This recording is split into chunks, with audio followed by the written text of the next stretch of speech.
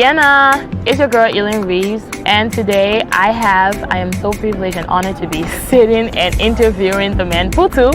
How are you doing this afternoon? It's an honor to be sitting next to you, right back at you. It's an honor to be on this platform to share some background, things I've been working on, and just enjoying the whole privilege of being in LIB. Sure. Yeah, so he's here in LIB, and he's someone who is a lot of things, very talented. He's a musician, a songwriter as well, and also he's into Pan-Africanism. He's an activist. So we're just going to be talking about a few things, or a lot of things that he's into. And let's just get straight to it. First of all, I want to start with your music. What got you into music, firstly?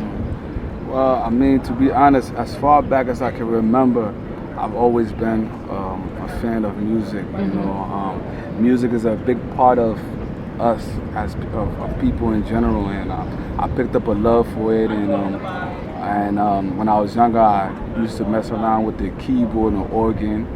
You know, I started playing the keys, and you know, my father and my mother, they just kind of seen that I had a love for music, and I just kind of went from it. So started from that, and it just kind of evolved over time. You know, I fell in love with hip hop. You know, you know, 80s, 90s, baby. You know, we all fall in love with hip hop. You know, so I started getting more. The music went from just playing keys and organ to, you know, doing little flows here and there. And then you always had the reggae and the African music as well. So I've always loved music. Okay. So do you write your own songs and like play the keyboard in it, or? Well, I definitely do write my own music, like the lyrics and things of that nature. I used to produce, you know, to make my own beats and instrumentals and things like that. I haven't done that as you know, recently, but years ago I used to really produce, play the keys, and make instrumentals and things of that nature. So I'm pretty much involved in all aspects of the music, recording, producing, performing. Okay, that's good. How would you describe the kind of music that you create? That's a great question. You know, I think it's all about music with intent. Okay. That's the best way. Sometimes people say conscious music or this. I don't like to describe music. Music is one of those things it's just kind of open and free. When I first started really recording and doing music, I wasn't always as purposeful as I have become.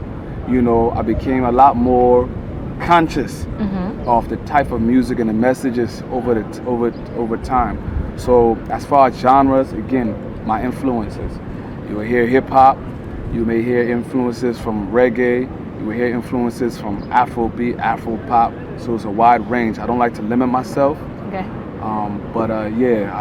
You know, that's pretty much my music. It's kind of like universal music about life and music about revolution.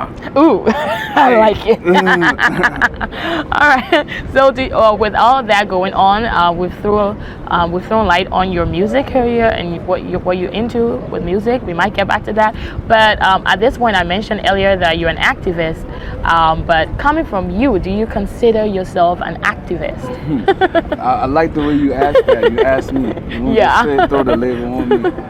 But I don't really like labels. Sometimes you know, some people will find out I don't like labels because I feel labels limit people. Sure, put you in a box. Yeah, put you in a box, and you put me in a box. Like I like to be liberated. Okay. You know? But the whole thing about it is, you could consider me an activist or advocate, but I just somebody who, when I see something wrong in the world or in the community or anything, I like to speak up, you know, and we grew up in a world sometimes when the things that are wrong with the world don't always get exposed or corrected, and you have to speak out on it. Okay. So, I mean, we can call that an activist or activism, but for me, I call it common sense. Okay. You know, if something is wrong, we call it out. So that's how I don't like to, you know, use that label. People can, if that's what the people prefer to call me, you know.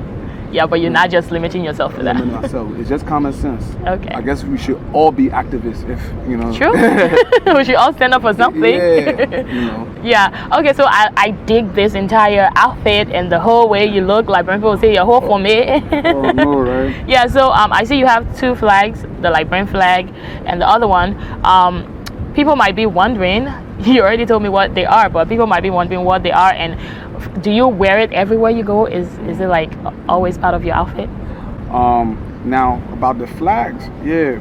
So you see on my shoulder, you got the Liberian flag here, the Lone Star, and then we're on this side we have the red, black, and green.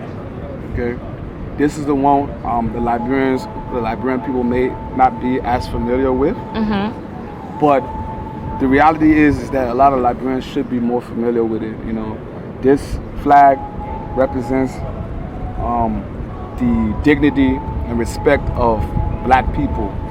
This flag was created in 1920 when thousands of African black people came from all over the world to Harlem, USA, under the leadership of the UNIA and the Honorable Marcus Garvey.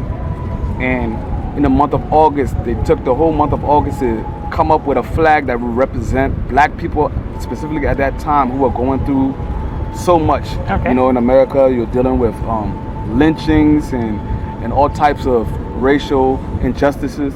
And then around the world, you had, you know, the colonization going on in Africa, the Caribbean, and other places. So the UNIA, under the leadership of Marcus Garvey, it said we need a flag that all black people can rally around. And this is what that flag came out to be. Red representing the blood in the struggle, black being the skin, to be proud of your skin, and then green from the motherland, the earth, life. Yeah. You know, those of us who know the history of Liberia, Liberia is a country where, you know, the folks came from the Americas, you know, and came back and met up with the people on the ground. I don't want to, you know, get too into deep history. too deep in that, because I understand, but I'm saying on a surface level, it was Pan-Africanism. Okay. You know, it represented people leaving from overseas in the diaspora and coming on the continent and forming a country. You know, and that's Liberia. So this was made before, and this was made later. But we need to know more about it, because Liberia is the land that Marcus Garvey really wanted to establish the headquarters for a United States of Africa. Okay. All right. So how long have you been throwing awareness or bringing awareness for African American as well as Liberians? Well, I've been really stepping out there to do it about 15 years back in like 2004, 2005. You know, growing up in the States, you know, and knowing the history, learning the history of Liberia, I became curious as to why more Black Americans or American people in general did not know about Liberia or the history of Liberia. And I always felt that when we looked at the plight and the struggle that black people experience in America, and you know, they always talk about Africa or African Americans. Liberia should be more known, you know, on that side. So I had a certain trigger at a certain point to speak more and enlighten people as to the history of Liberia and make the connection to Garvey. Okay, so you brought, I heard about Dr. Umar Johnson. Oh, yeah. Yeah, and you those are some documentaries, and you brought him to Liberia. How did that come about, and how is it going so far? I'll be specific. Hurricane Katrina. More people know about Hurricane Katrina, and some people don't know some of the challenges that, especially the black people, went through in Hurricane Katrina. You know, there was a lot of racial things that were going on with that, and that was a trigger. And I said, you know what? We really need to strengthen this connection between black people and in America and Africa and Liberia. So when I was going around doing that awareness, at a certain time, I came across Dr. Umar Johnson, who was going around speaking and telling people about the psychological effects of slavery, colonialism, and things of that nature. So when I went to one of his programs, he was speaking, I reached out to him. I said, look, do you know about Liberia? He said, of course, because anybody who knows about Pan-Africanism, really knows about it and knows about Garvey, they would know about Liberia. So I told him about the movement we were starting, and he said, hey, he wanted to go to Liberia, and we worked it out by 2012. Into 2013, he spent about 2 weeks in Liberia, and we did that to kind of utilize the influence that he had over his, some of his supporters in the Americas and around the world to give Liberia some exposure, to let people around the world know that Pan-Africanism still exists in Liberia. And also we wanted people to know about the healing and the reconciliation that needed to happen, still needs to happen in Liberia, West Africa.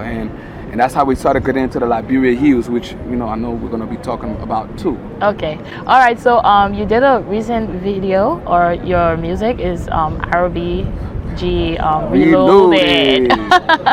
Yeah. So in that music or the video, what message were you trying to send across to your audience, or what were you trying to portray?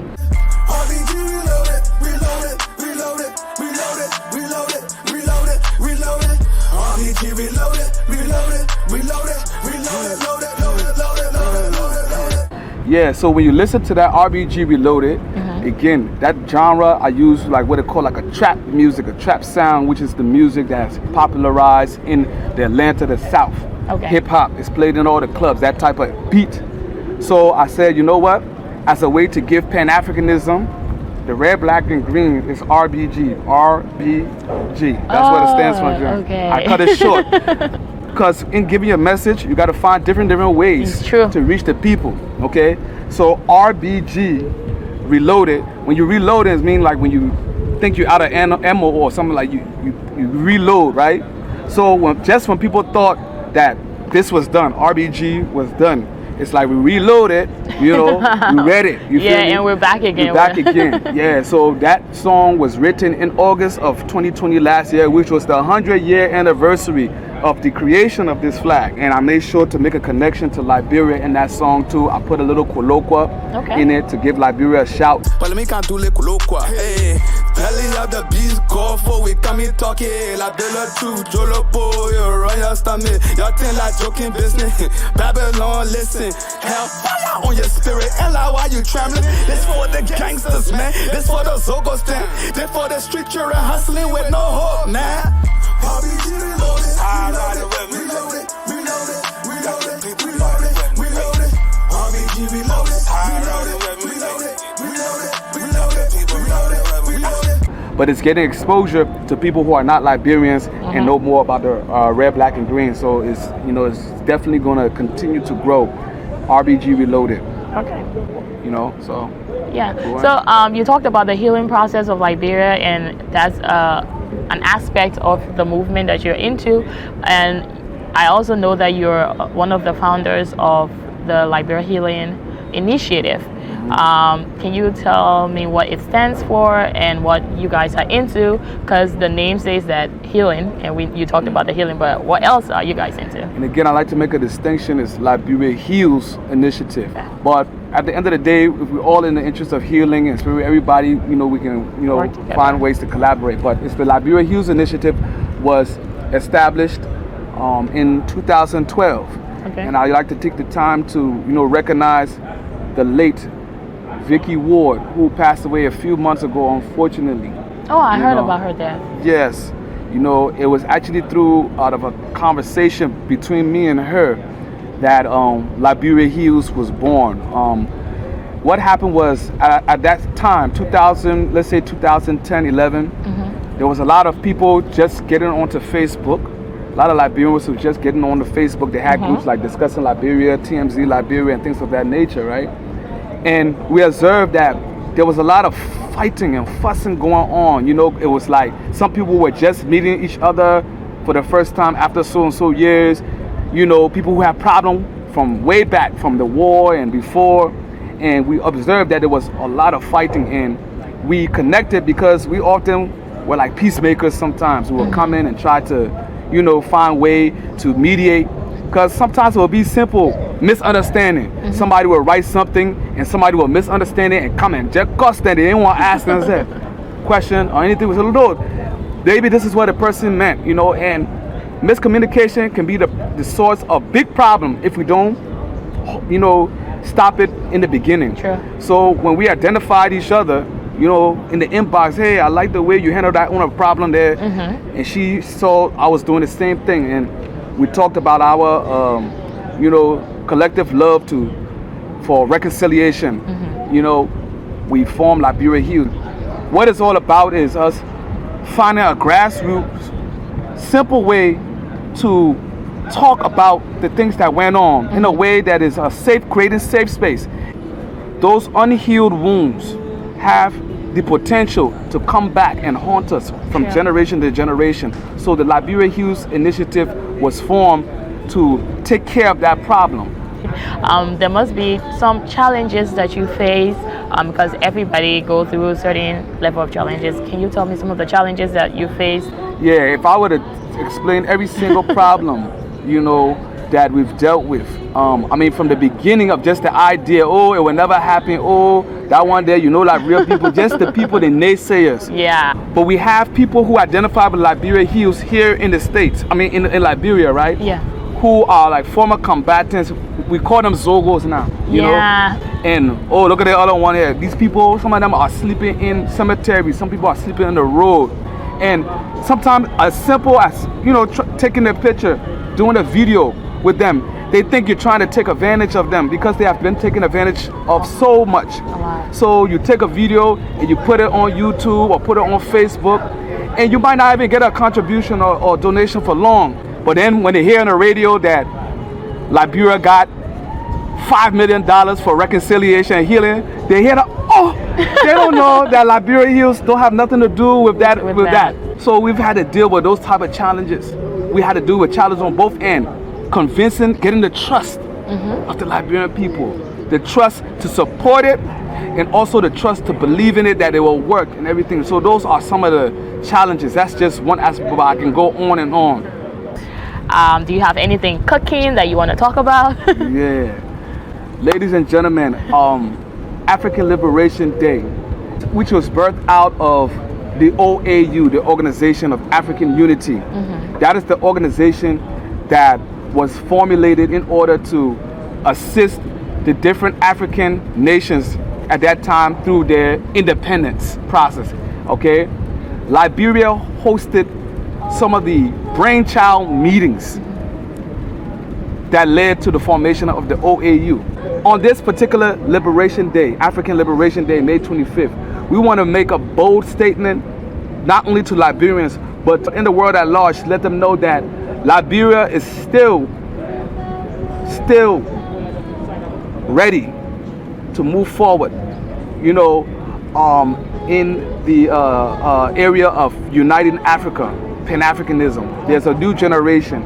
So we're going to be making some declarations, and we're going to have some festivities on the weekend following African Liberation Day, so at Sweet Beach. And also next year, 2022, is something big. I would like you to elaborate on. It's like the 200th anniversary of the Year of the Return from the diaspora. There are some individuals and organizations who are really spearheading and pushing that out there. It's the 2022 is the year of the return of the Liberian diaspora and the diaspora in general. Some of you guys may be familiar with the Year of the Return that Ghana experienced in 2019. Okay, and that was a very big success for Ghana. Tourism, you know, people going to Ghana and opening businesses and reconnecting. You know, Liberia, way back in the early 1800s, you had people who left the states and came to what became Liberia. So in 1822, that marks like the origin of Monrovia, which was originally named Christopolis. Okay, the city of Christ. You know, but This is going to be 200 years next year, 2022. So there's going to be a host of festivals, concerts, events, tours, all type of things going on.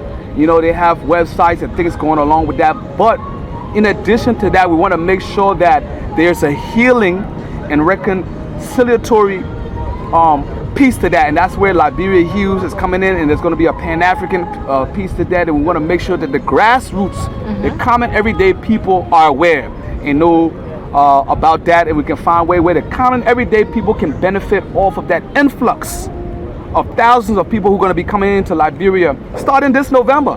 Okay. And all of next year. How can we integrate the grassroots, the common everyday people, so they know why so many people are coming into Liberia next year, and how can we maximize that and build up the local economy, you know, instead of, you know, different races and different people, you know, benefiting more than their own Liberian people. True. So those are some things that we're going to be promoting. So 2022, that's going to be a big year for Liberia. Looking forward to that. Indeed. All right, so finally, can you tell me about your future plans and future goals, and also any final words you have for those listening?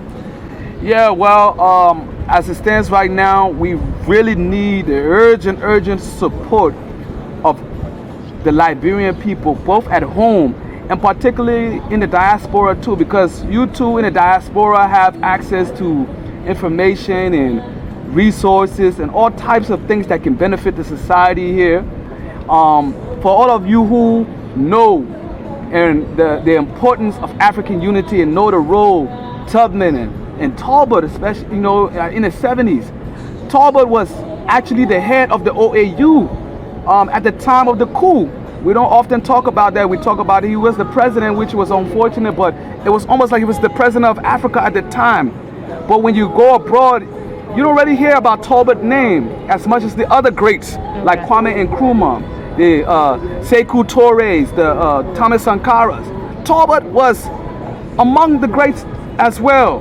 You know, Tubman, you know, and there were a lot of mistakes made. It's not here to just say that Liberia everything was great. We have to talk about it. That's where the healing comes in, because we have to address the relationship between the settlers and the natives, and then later on the Congo people. So there's a need for reconciliation. I'm begging the Liberian people, not let us have all of these people around the world come to Liberia in 2022 and still see that we are still disorganized and we still haven't learned lessons from the past. And divided. Let's reconcile.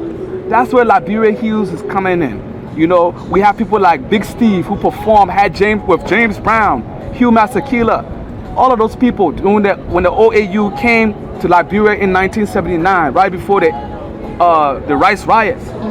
And I'm a young person. I wasn't around that time, but I listened. And I'm here to help share the lessons from the older generation and integrate it with the new generation.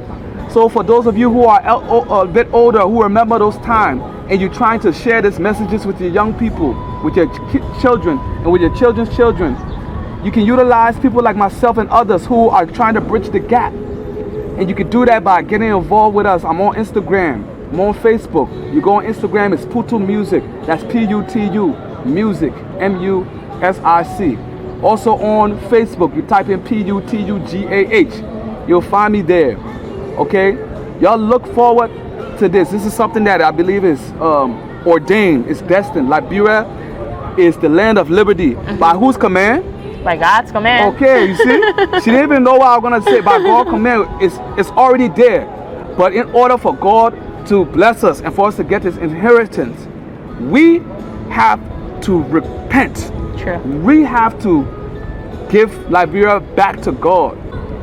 This is the time right now that we have the opportunity in this time to make it right. Okay. Whatever happened in the past, maybe we didn't have the technology. Maybe we didn't have what they call hindsight, the ability to look back and see what went wrong. We were just acting, we were just going along. Maybe we had people who were controlling and manipulating us, you know, but we cannot use that as an excuse no longer, okay? The only thing that's stopping us now is us.